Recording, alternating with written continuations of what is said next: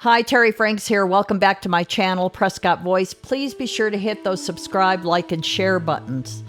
Today, I just want to say I am sick and tired of 4 individuals in the Congress, the U.S. Congress, that are known as the Squad. I have no idea how they got that name. I don't even care. But what I do care about is the way they talk about America. You've got Ilhan Omar, AOC, you've got Presley, and Rashida Tlaib that are just saying hateful, horrible things about America, and all the while they're supporting Hamas terrorists. What has happened to us? Have we gone completely insane that we support people like this in our Congress, in our government? These people are in our government. If they hate America so bad, what are they doing here? I don't understand it. And the people that voted them in, I have to wonder about them too. I don't understand. We are a divided country, granted, but the Squad, I'm so sick of hearing them. I don't want to hear another word they have to say. You've got Rashida Tlaib, she's still on Israel bombing the hospital in Gaza. I mean, we all know that that never happened, and it wasn't Israel. It was the Islamic Jihad in Gaza that fired off a rocket that just didn't make it, and it landed on the hospital or in the vicinity of the hospital and killed however many innocent civilians. This is what Hamas does. They don't care about their people. If they cared about their people, then they would take all that, those millions and millions, $100 million that they get from Iran, and they would use it and spend it on infrastructure and water and all kinds of things that would benefit their people, the Palestinians.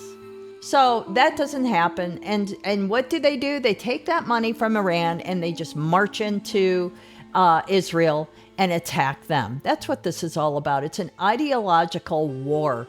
It is Hamas and all of Iran and its proxies that want to destroy the Jews. It's an existential threat for Israel and for America, for that matter, because they not only killed Jews, but Americans as well.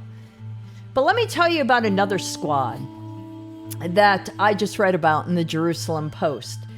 Female IDF combat soldiers fight off Hamas terrorists. Now, these are a squad of female IDF combat troops that eliminated nearly 100 of these terrorist Hamas monsters. Why don't we have women like this in Congress, or women like this here that are willing to defend their country instead of just, disparage it and knock it down and tell us Americans how stupid we are for not supporting Hamas, a terrorist group?